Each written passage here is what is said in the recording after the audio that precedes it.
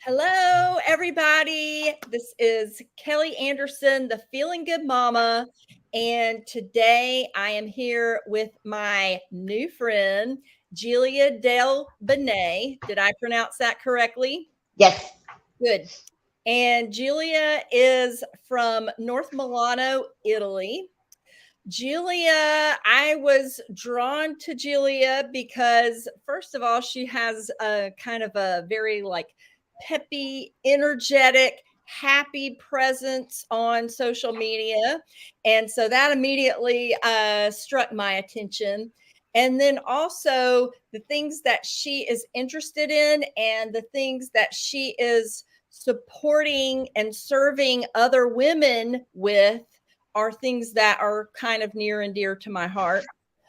One being food, and I think also a lot of mental health issues, just general well being. And so, Giulia, thank you so much for being here today. I just appreciate it so much. So, please just introduce yourself and let the group know a little bit about you. Hello, everyone. Thanks, Kelly, for inviting and having me. It's really an honor to be here, and I'm a bit um, emotional right now, like that nervousness about being in a new space. Who I am, or what I do. I I am an embodiment coach and a food alchemist, and I support women mm, break free from um, their um,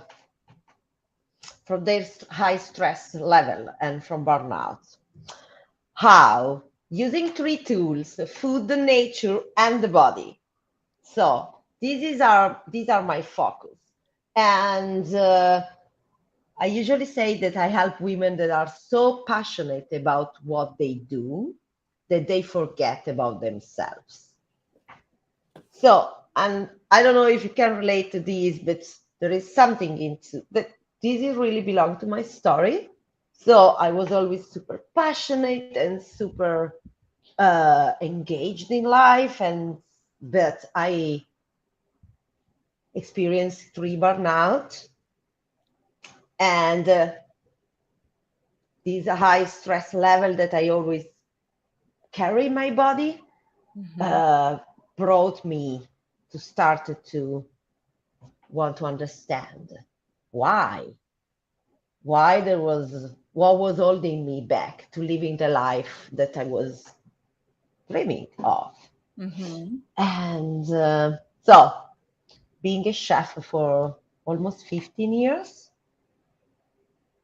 he was my passion, but also my uh, jail in a Yeah. certain sense. Mhm. So it really exhausted me and drained me a lot. So yeah.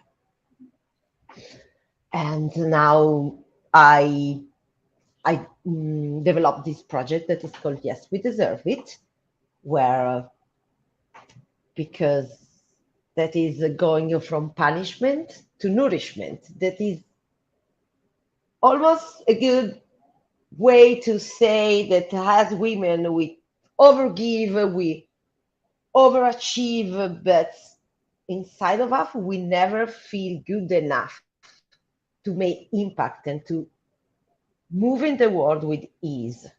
So there is always something that holds us back in a certain way, that it can be society norms, conditions, the way they educate us, the patriarchy, a lot of things that come into uh, that they're not they come into they just come into our body and they layer up in a way that then make us feel in a cage or encage. So there is I see a lot of women that have this need to break free, but Mhm. they don't know how because they've been trapped in their body in a certain sense. Mhm. So it's why I work this work with the body as embodiment coach to me is very key, because I think that to make the revolution into the world, one of the key tools is feeling at ease in our body. As you say, Kelly, is feeling good. How we actually can be good and feel pleasure in our body and feel at ease in the world, doing what we like. So, yes. So I love that. And it really is, I think for all women, at least I think for our generation, and really when I look back through history, all women have had these uh these things placed on them that they had to be a certain way, they had to play out certain roles, they had to behave. Every generation of women has had that. And I think that if you are on a journey to get to what you're talking about, of feeling good within your body, it is a journey, and it's something you have to be extremely purposeful about. Would you agree with that? Yes, and very aware of what you're doing, because yes, I think he's very much true, very purpose, but also in the willing of really understand what's going on. And um, another thing that I really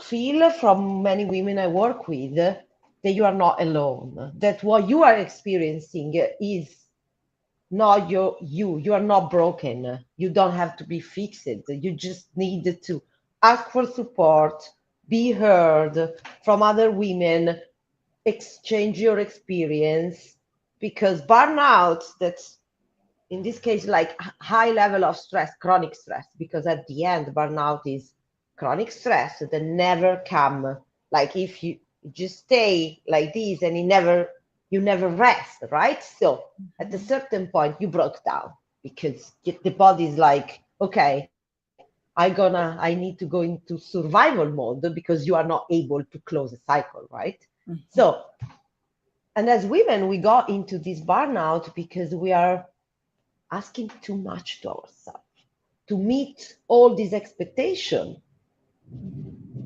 and change this pattern really is something you ask to be very committed, like what is the woman I want to become.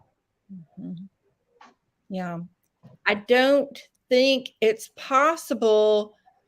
A lot of women, they just, and humans, people in general, they don't question it at all. They just go along with, what was Yeah, given to them in life, what was taught to them, and they just think, oh, this is it. This is the way. But people like me and you, we question it. And I don't know that you can, some of those people who are just going about, willy-nilly the way life tells them to go, some of them probably are perfectly happy, but I don't think you can ever get to your full potential unless you start asking the questions. And I don't think you can be fully comfortable within yourself until you start doing yeah, the work to get there.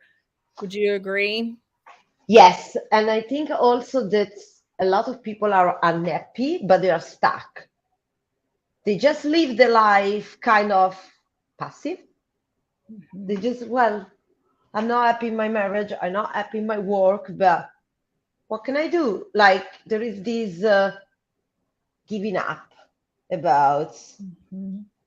and so all the numbness and addiction and a lot of things that we do to cope with a life that we don't like happen. Mhm. And this is exactly what you say, because then so you don't feel your body and you try to just push down emotion because you don't want to deal with it. Yeah. And you can keep going.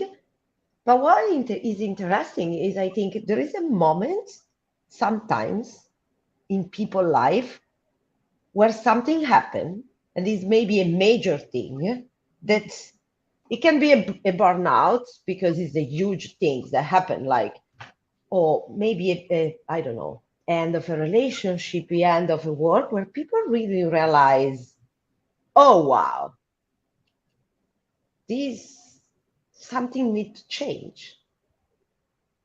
And I think it is a grace. It is sometimes I say when I teach at the end of many of a, usually a kind of long journey, is what the grace of burnout, because I found that there is a grace into arriving to a point where you almost have to, your body ask you to change everything completely because it's not able to cope with the life anymore because you can arrive there. And but there is a grace there. It's like what my body is teaching me. Mm-hmm. So aside, like in a certain sense, and another way to see it, now what I can learn from this. Right. And actually listening, Yeah. actually listening and taking note. So I want to know a little bit about your history and what brought you to be interested. I know you said that you've had moments of burnout in your life, but what has been your journey to make you passionate about helping other women in this area? Um, I always been working with women, like in women's circle for a long time of my life. So it was always, I always had this attention to create space for women. Mm-hmm. Uh, and then during one of my last burnout, almost, I have this moment about a big crisis about I lost completely my why. I was like, what I'm doing, what I'm actually doing in my life. I'm working in kitchen, but why? Like, I was completely disconnected from my work. Mm-hmm. I've lost my passion. I've lost everything. I was like, I don't serve anyone. So there was this longing for help. And I was like, I have a lot of things to give to others, and I'm just here closing the kitchen, and I neither enjoy it anymore. Mm-hmm. And so from there, and in that period of my life, I had a lot of anxiety going on. So I was also very uncomfortable inside my body. Mm-hmm. And all these things, I was like, I can't live like this. This has to change. I had to do something. So I I started to move again, do things for myself. So everything starts for like, I have to say yes to myself before. So is where everything starts. Like my heal start when I start to say, okay, this is time. I can't do anything for anyone unless I don't take care of myself. Because Mm-hmm. I was a real mess at the time. Mm-hmm. So You say in your coaching with women that you teach them to be selfish. yeah. So give me some examples of what that would mean. A lot of it is working on boundaries Mhm. and being able to say yes to yourself and no to others without feeling guilty. So we do a lot of like work, embodiment work. We simulate a situation about how does it feel say no in this situation and in the body, and we mm, monitor the stress response, and we started to understand, okay, how much you can go beyond it, like how much you can say no in this situation more. And I another example is working. I usually uh, at the one of my favorite tools is make women image that there is a bubble, Mhm. and that they have image that this is your space, like the length of your arm. This is your bubble, and you can bring whatever you want that is nourishing you.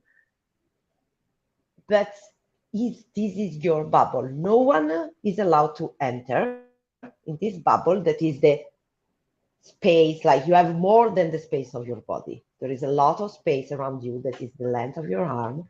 No one is allowed to enter unless you give them permission. So imagine a situation, and these people have to stay all outside, and you can take all your space to think and answer. So we work on these kind of things. And yeah, they really like, this is a way to be selfish in a sense. Not everyone has to come into your space because you let them in, right? You can decide who can be in Mhm. without feeling that you are not giving them enough. Right. So Exactly. I think that I think that's very important because just from very early age, women are just told to give up of themselves all oh the yeah, time, and and that we just have to give and give and give, and if you're not giving, then you're a terrible, terrible person. And so I think learning to take that back, and I love that analogy of the bubble, and it's almost like kind of a safe zone. It feels like a safe zone, and it also yes, feels like I can make my bubble as beautiful and luxurious as I want, and it's okay, yes, and I really like that. And now I'm gonna use that analogy. It's taken me a very long time because I look back on the women in my generational line are just they were huge servers. They just yes, gave and gave, and the way you know like my family would speak of them as, oh, they gave so much, they were so wonderful, they just gave so much.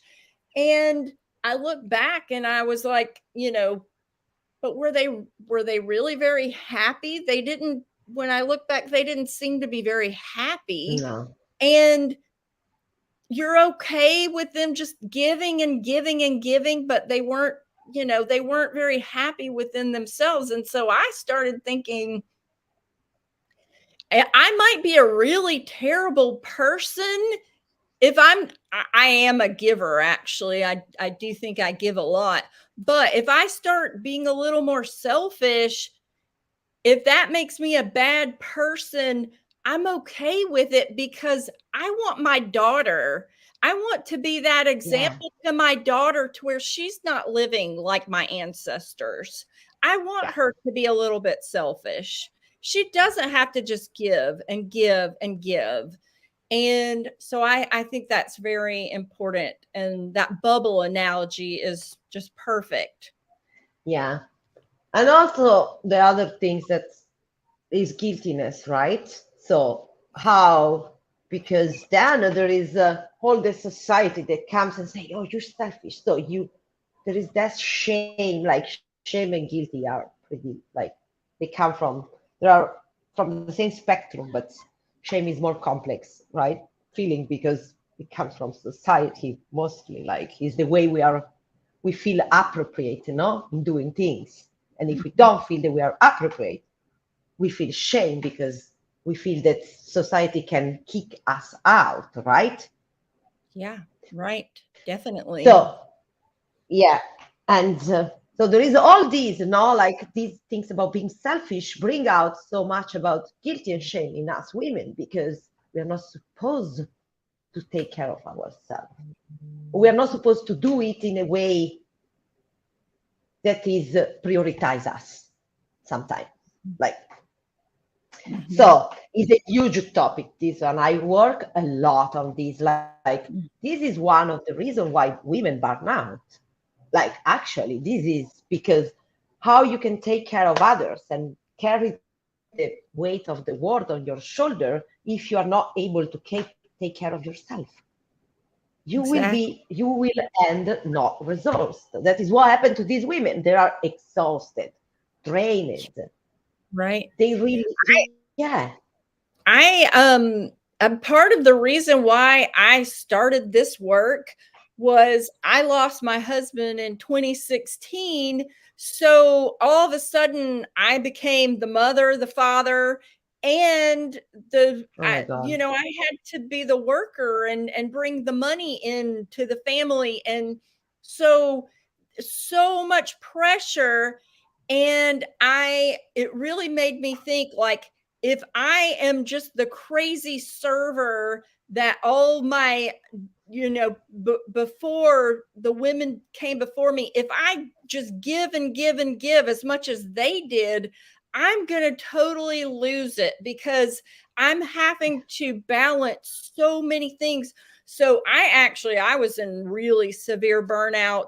I would say for the 4 years after my husband passed away, I literally could only go like 2-3 hour stints of time. And then I had to like go out to my car and take a Oh nap. yeah. Oh my You God. know, I was Yeah. like, just get through the next 2 hours and then go take another nap. Just get through the next 2 hours, go take a nap. And finally, I was like, I'm not going to be able to be who I need to be for my child.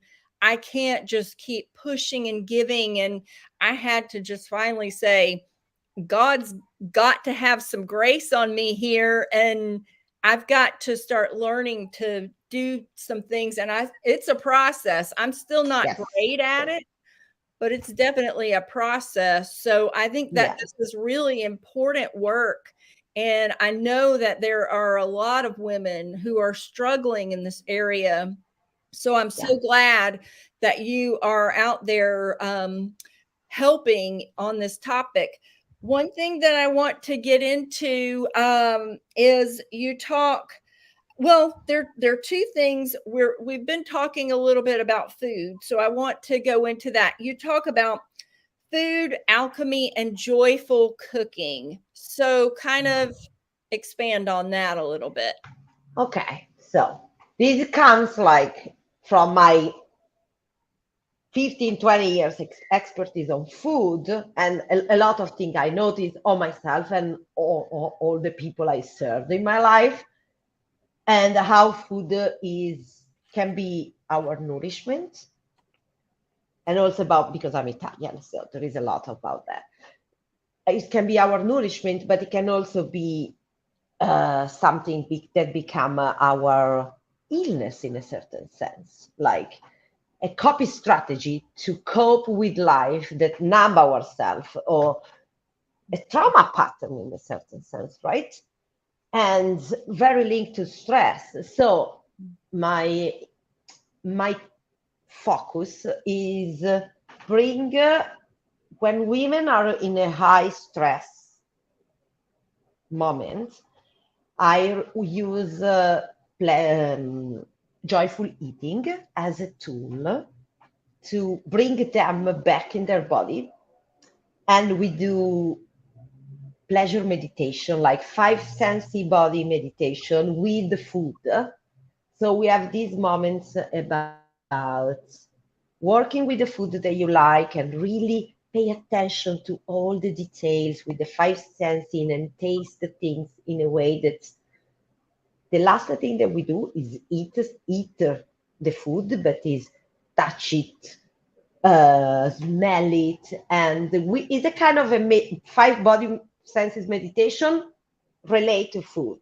So it's get like a huge pleasure practice that then I suggest many times that women to do it like for 5 minutes before they start their breakfast, so to get that pleasure for little moment in during their day, and really pay attention to the beauty that is there, like to I don't know, a seasonal fruit or something that is very tasty that they love. So to reconnect with that, Mhm. because pleasure is something that become absent during chronic stress time. So we really struggle to connect with pleasure. So this is food is a gateway to come back to pleasure sensation.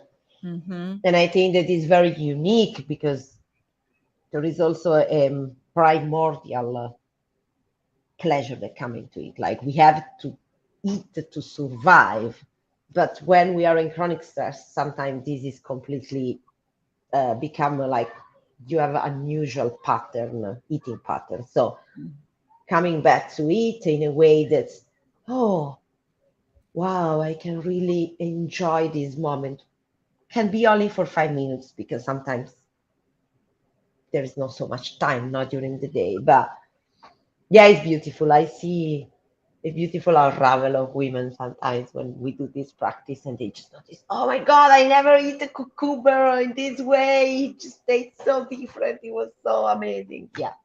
So this is a part of it. And then there is the emotional,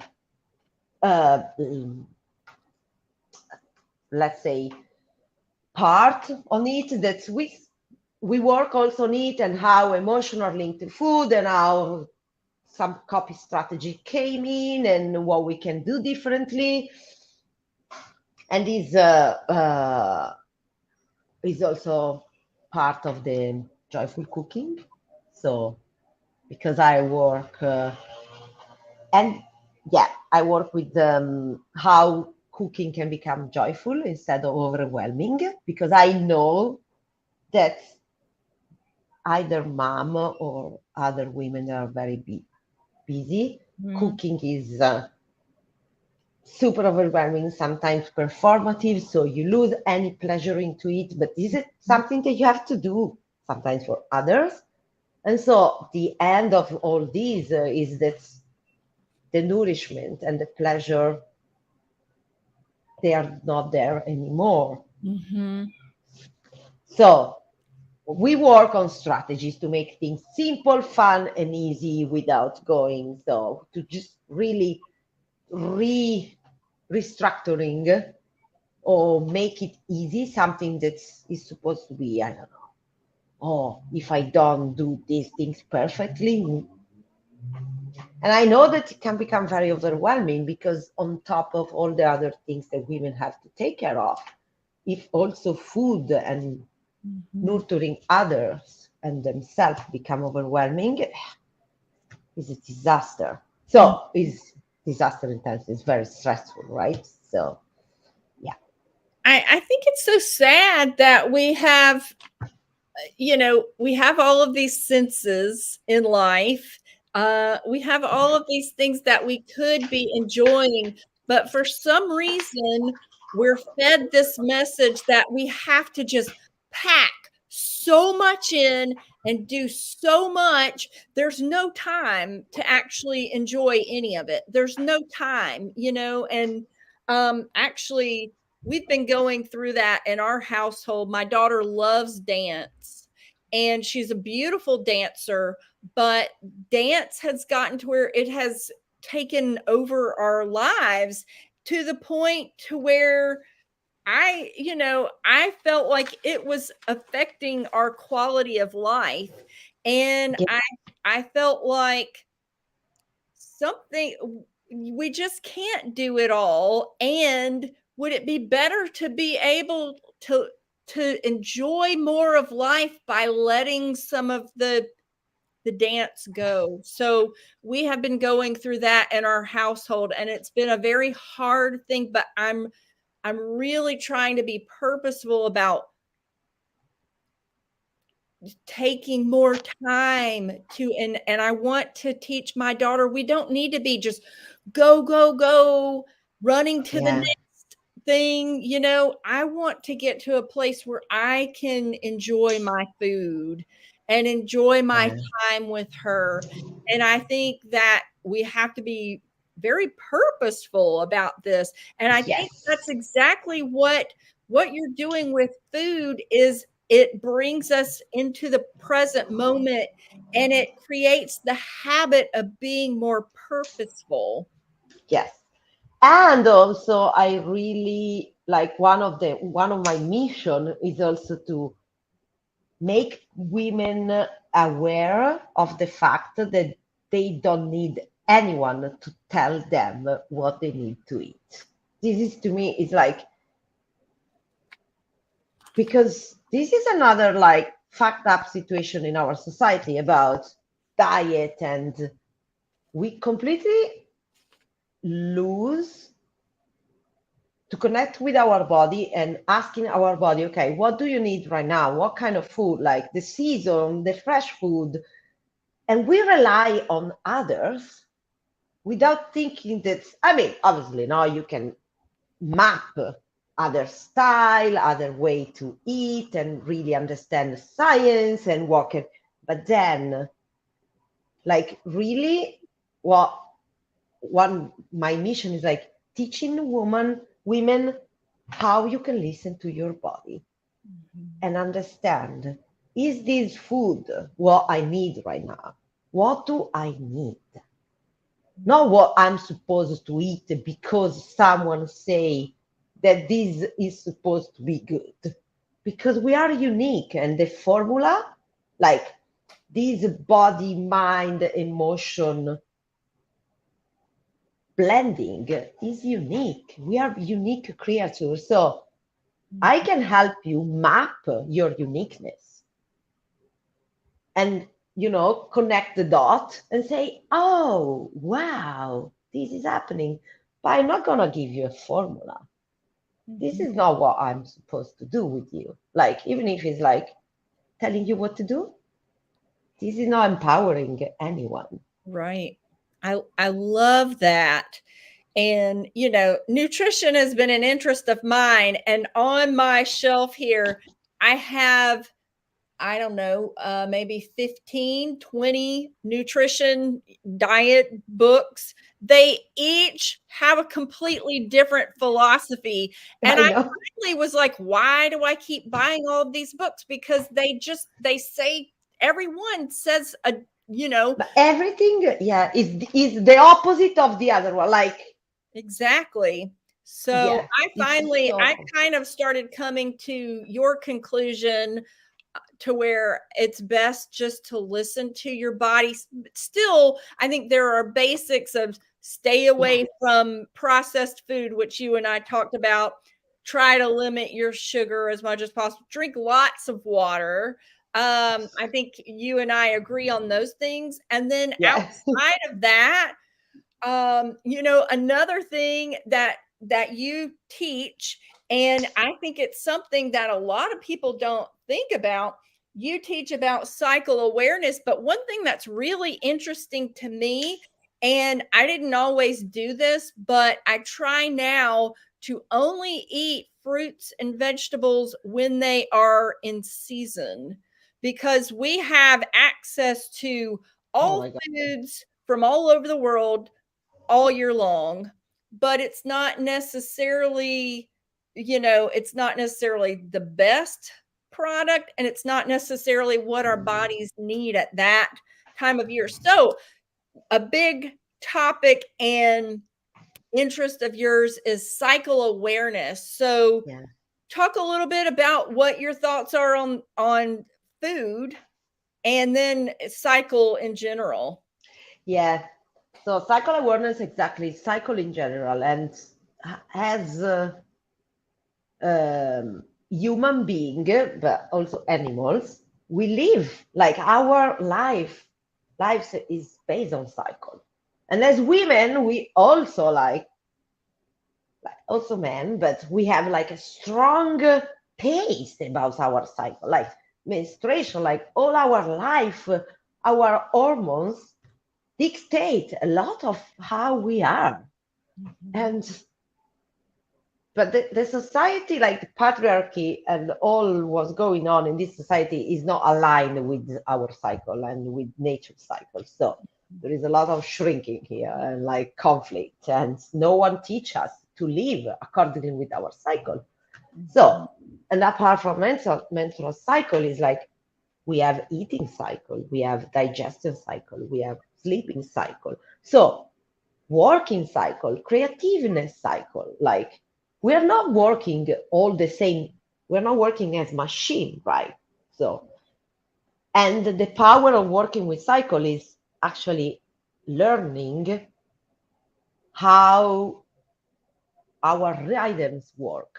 So what kind of pace I need to have in different time of the day, in different time of the year. I work a lot also on seasonal cycle. So to give a bigger perspective. And me and my colleague Candice, we develop a model, a burnout seasonal model. So that's the beginning of the burnout cycle is spring and the end is winter, but they really reflect that nature, like the need of rest, the need. So how actually nature already give us Mhm. uh, inspiration and models to understand that we can't go always at the same pace, as you were saying. Mhm. Like you can go fast for like fast, fast, fast, fast, and don't respect anything of how you are, no? And with food, like eating cycle are super important.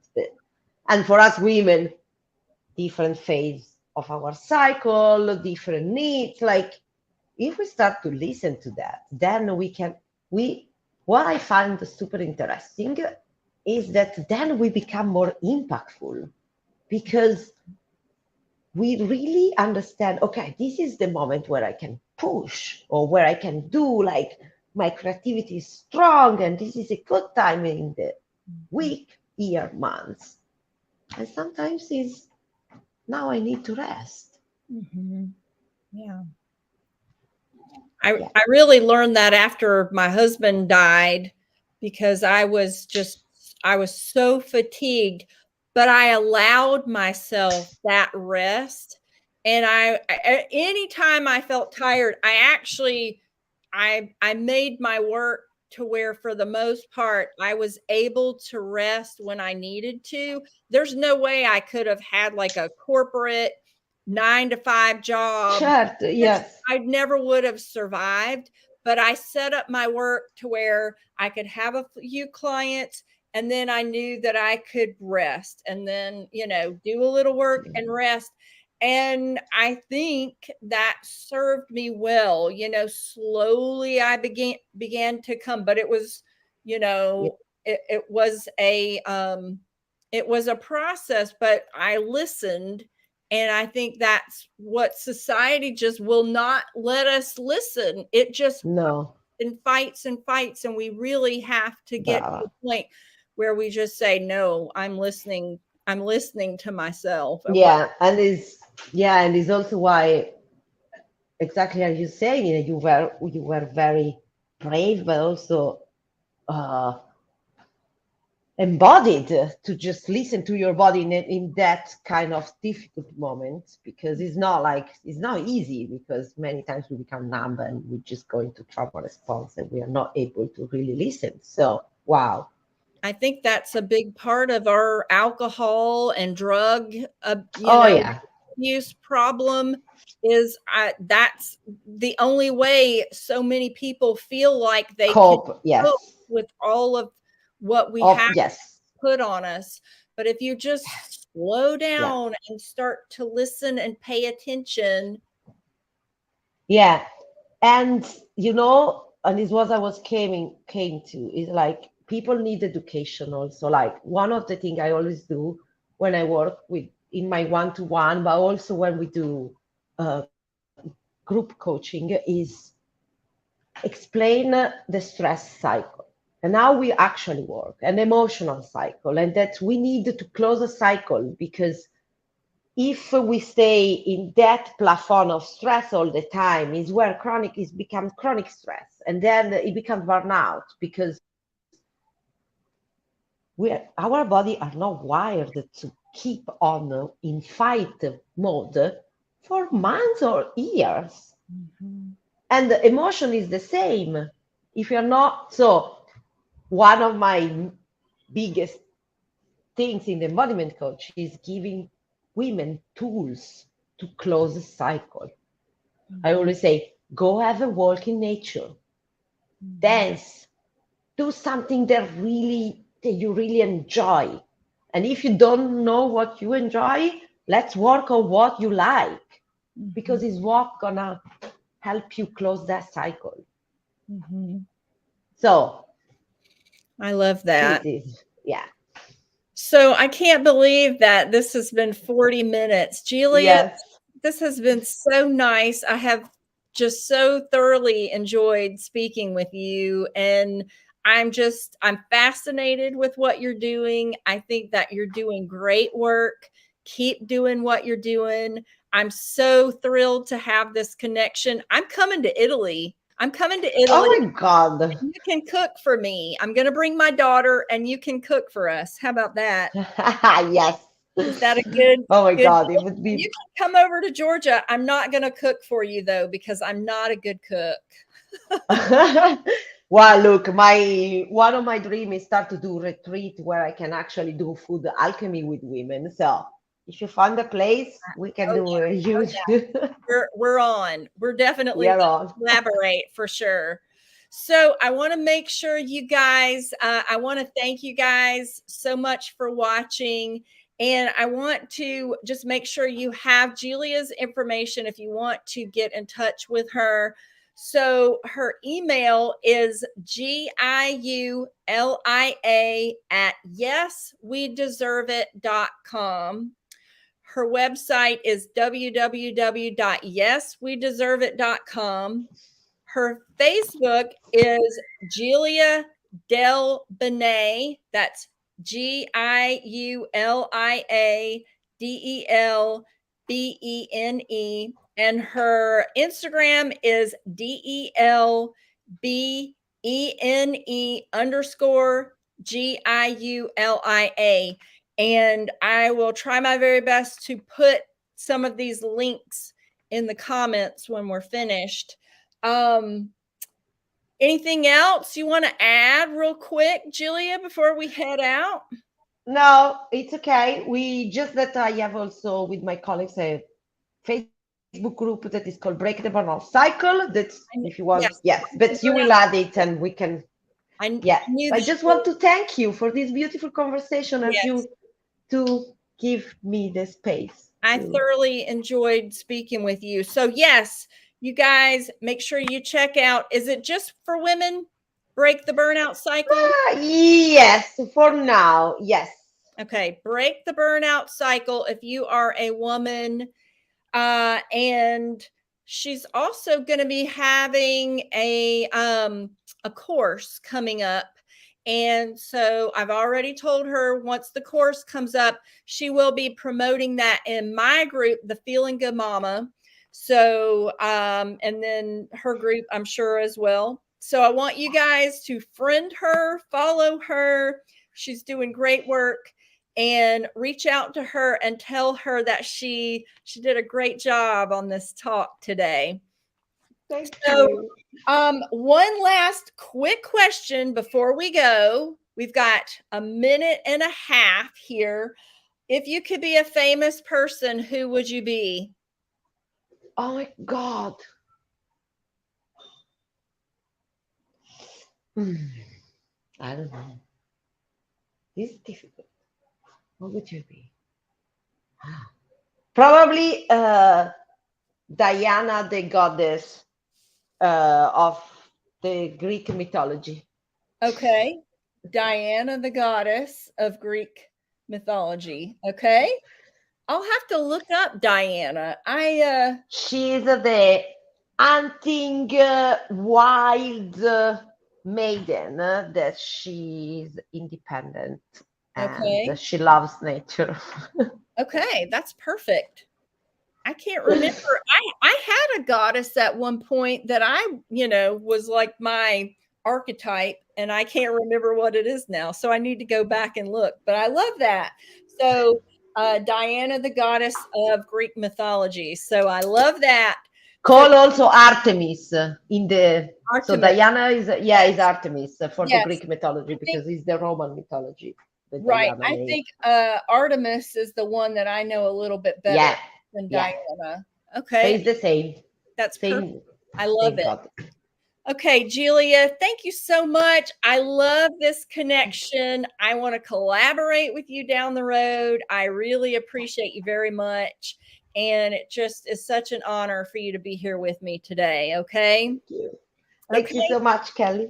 All Yeah. right. Thanks, everybody, for Bye, watching. Please everybody. join us at the Feeling Good Mama and at Giulia's group, Break the Burnout Cycle. So we're here on a mission for women, right? Yes. Woo. Okay. Bye, you guys. Bye.